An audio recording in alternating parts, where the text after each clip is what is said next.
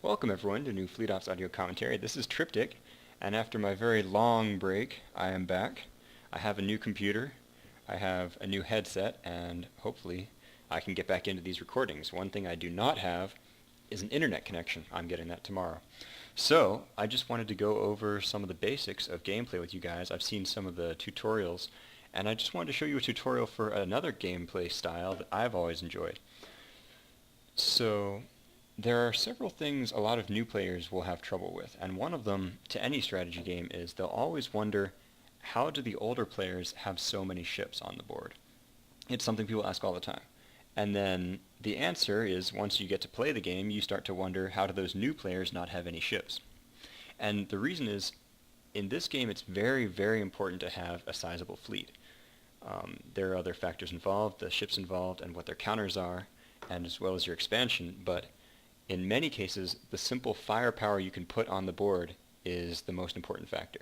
If your two fleets fight each other with your maximum strength, who will win? And so there are several different ways to accomplish this. But what I want to show you today is one of the slower strategies. You can have, a lot of the races have early game ships that are very fast moving and have lower stats. However, some of the strategies involve getting straight to a bigger ship right away, for example, Warbird Rush. What I'm going to show you today is the B8 start for the Dominion, and I'm going to have slower ships than my opponent. I'm also going to have a whole lot more firepower than my opponent, and as long as I stay near my own repair yards, I will be effectively invulnerable in the beginning of the game. My ships will not be able to get kills on my ships early on, and that's a big focus for this strategy. So I'm going to be playing PureTech, and I'm going to show you the build order that I preferred. This map is dual, and I almost always prefer, if I'm Federation or Dominion, to try to take the center moon. Fortunately for me, it's not that popular of a strategy, and I usually don't have to compete with the other person for that center moon. If I do, the strategy changes pretty quickly. However, Federation have their incredibly fast constructor to get there first, and they can throw down a platform for cheap. Dominion, on the other hand, their repair yards are really fast going up and very easy to hold. So if it were between a Federation or Dominion player and any other race, and both sides tried to rush for the center moon, the Federation or Dominion player is going to get it. If it was Dominion on Dominion, that would be a very interesting game. But I am playing against an AI.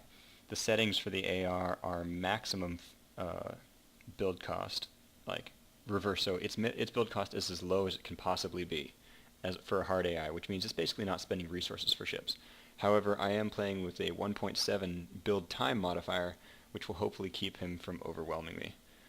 But we can expect to see the equivalent of a player who is rushing ships early in order to counter my fast expansion. So I'm going to unpause and get this started. I'm going to be moving a bit fast, but it's not that hard to keep up since you can pause and go back at any time. I'm running 2 constructors, 2 freighters, Maximum speed and I'm going to start out with my shipyard here. This one's going to go to the center immediately. Now, like I said, I'm going to be taking the center moon as soon as the opportunity arises.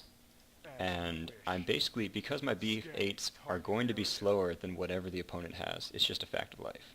I'm going to have that force projection, because if the enemy ever does outmass me, or have the ability to win the fight, he has faster ships than me, he basically gets to choose whether we fight or not.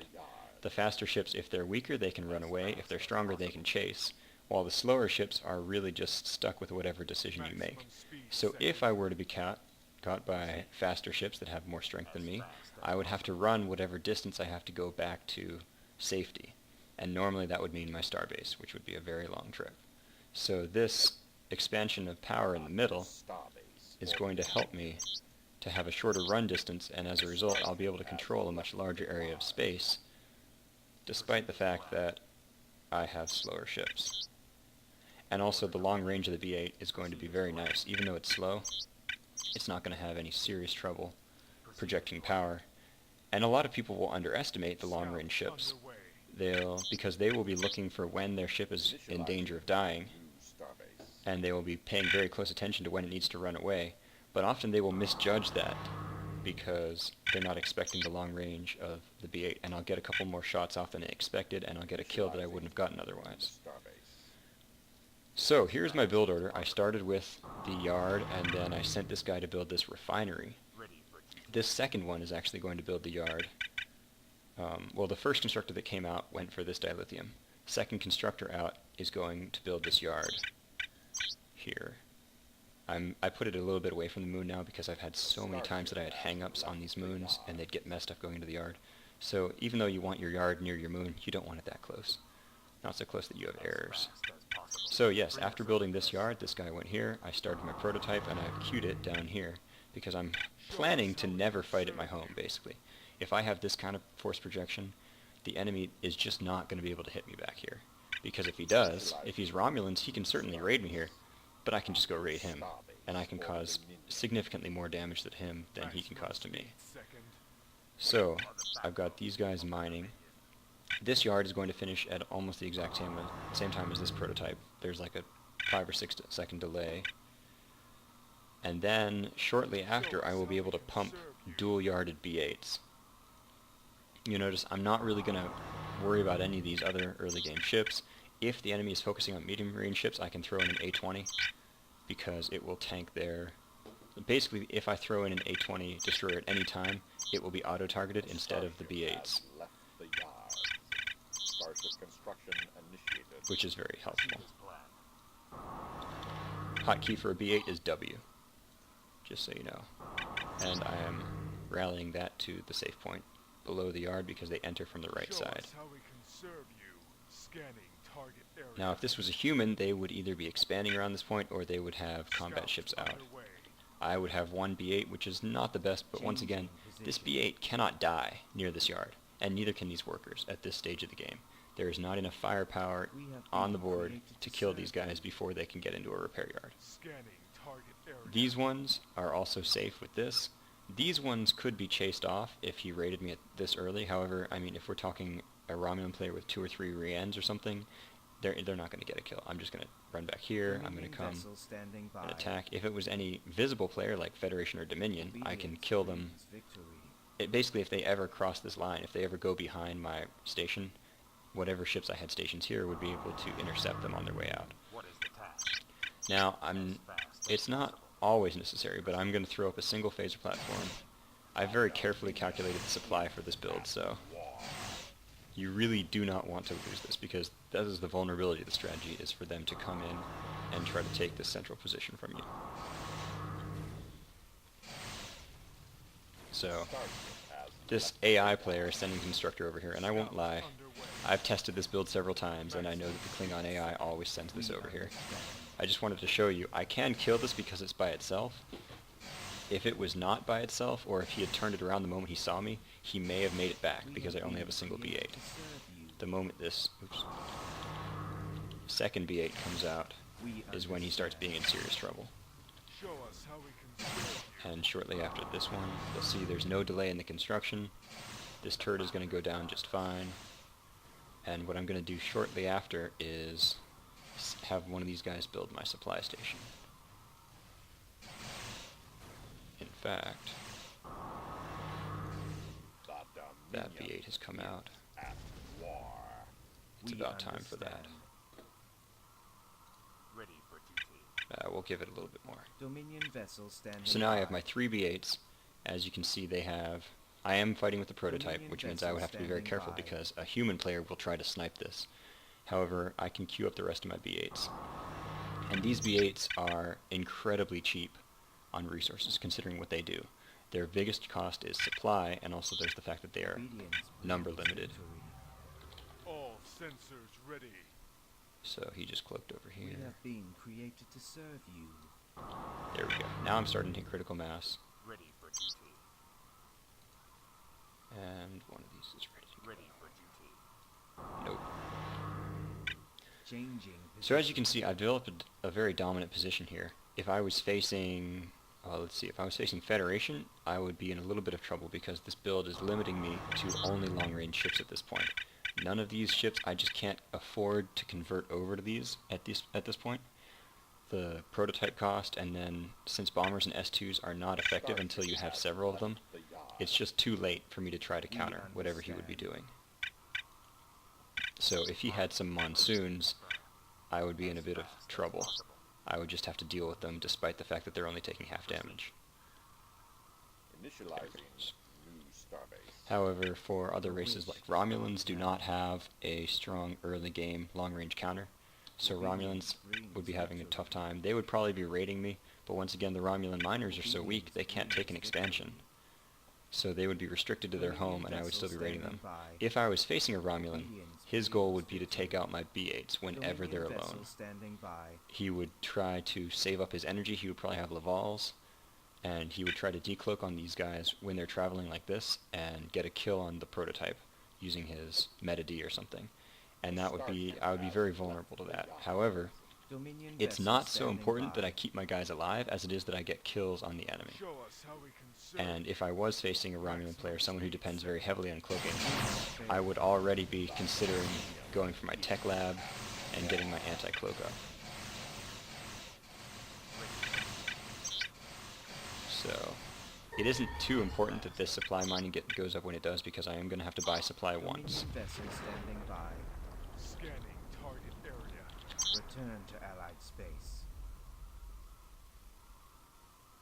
So my eventual goal is to take this expansion over here and start transitioning up to large yard, because there is really nothing more that's going to come from this yard that's going to be helpful to me in this game.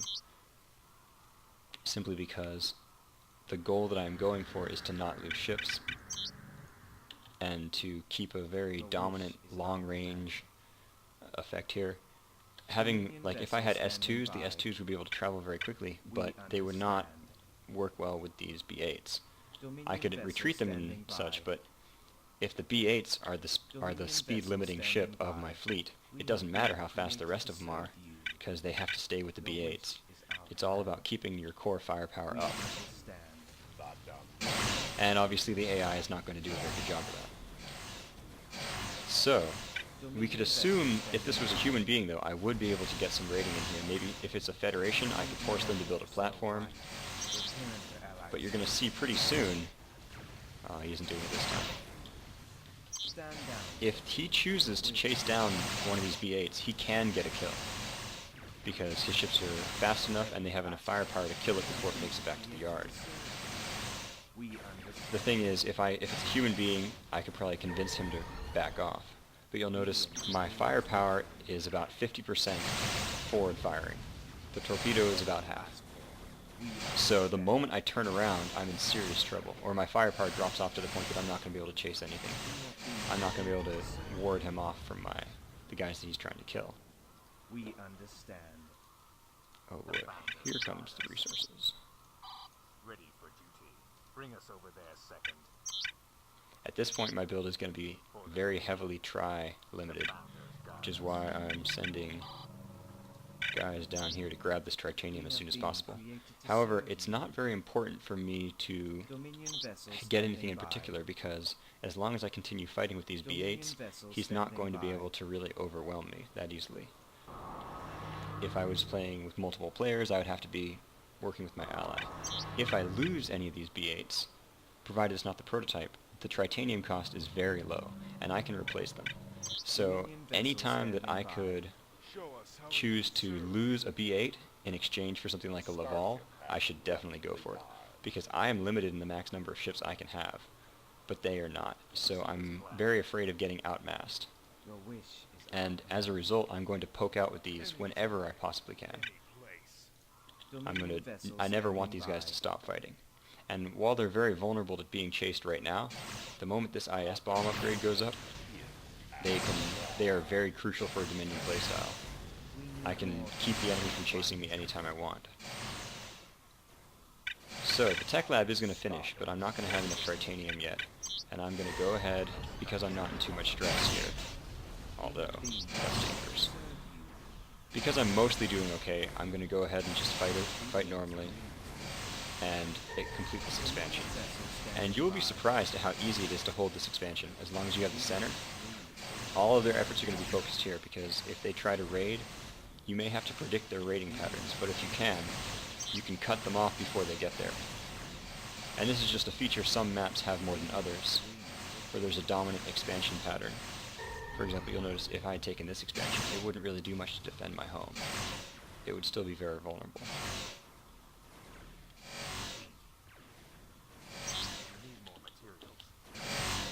But on some maps, the expansion is very good at defending your other holdings, meaning as long as you hold your expansion, you're not in that much danger. And that does give a bit of an advantage to the turret building races like Dominion and Federation, because they can turret up that location. A new starbase for the Dominion. And now I'm going to go ahead and focus this as soon as it's available. We have been created to serve you. So once again, if this was a player, I would still be poking out whenever I could. He would be trying over and over to expand, and I may, if I lost my scout, I would buy one or two more. In fact, well, as soon as this goes, I will. Scouts build very slowly in this version. In the next version of Fleet Ops, they are going to build faster. It's been leaked, I guess you could say. Maximum speed second. We understand. Basically, he would be trying desperately, especially if he was feds, he would be trying to get up a turret or a yard at one of these expansions, because the moment he does, it becomes a whole lot harder for me. But I would take that opportunity. If the enemy expands to one of these two locations, that's my pointer to go ahead and take this with as much force as I can, because he's not going to be able to focus on getting this, on killing this. Proceed. Bring us over there. Let's see, and I can go ahead and get these refineries up very quickly. We can't start construction at this location. The founders guard us. We have been created to serve you.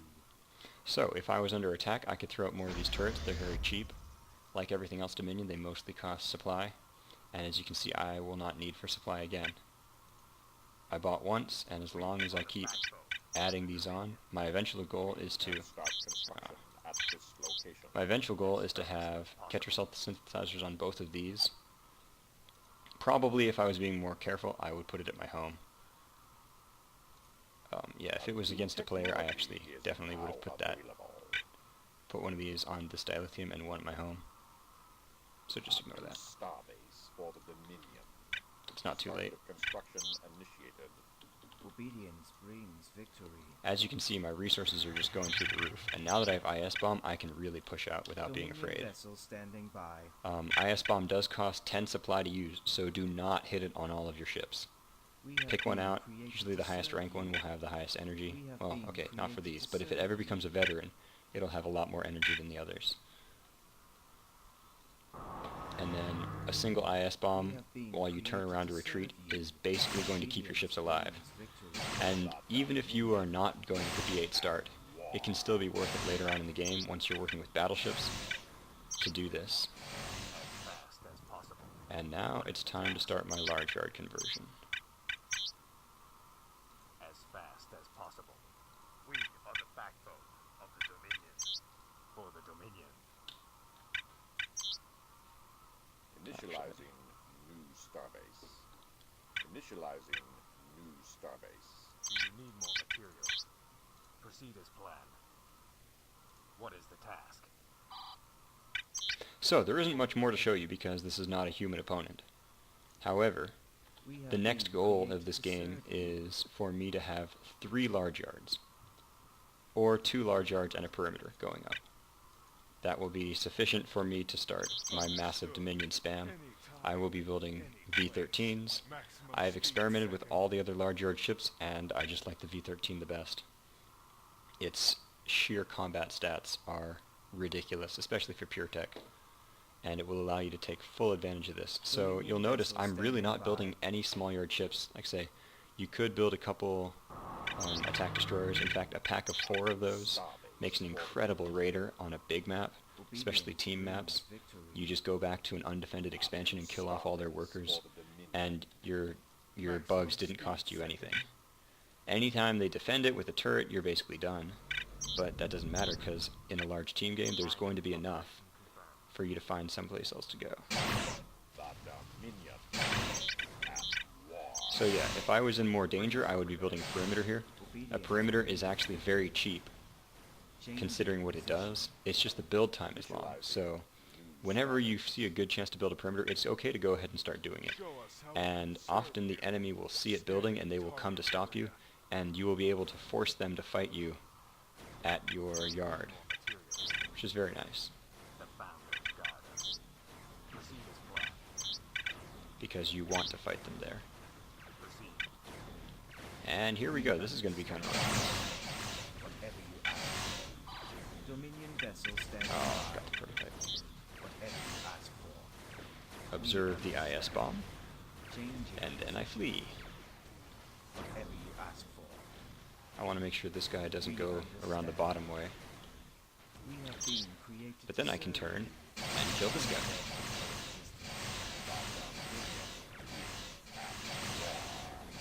We have been created to serve you. We Remember, you can also use Teleporter Assault if you want. terminate them. It's actually a very useful ability against these early game ships. You can continue fighting other units while you're boarding. Bring us in position. If it was a human, he would cloak out, but he would still be stuck with one less combat effective ship. And these do not have to drop their shields to board, and they will not run out of crew. Dominion vessel standing by. Dominion vessel standing by. Return to Allied space. We understand. So as you can see, what I'm basically about to start doing is triple yarding V-13s. Why did this not build? Bring us over there second. I guess I didn't have enough dilithium at the time. A starship has left the yards. There we go.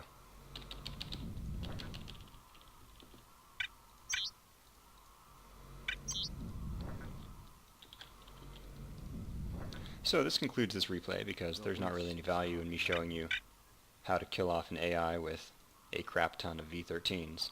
But you can see how against a human being Dominion. it would be very difficult for him to defeat this. Basically, he would have needed to get some kills on my B8s early game to lower my firepower. Because once I have this position and it was more stable, if I build another turret and then a perimeter, he wouldn't be able to take this. And this back expansion is very safe at that point. I can get over there, I can intercept, because the IS bomb prevents them from running. And if I was against any cloaker, I would have switched over and gotten my decloaking pulse along with the sensor station. You could either put it back here at your home, or you could, if you're feeling adventurous, you could put it out here.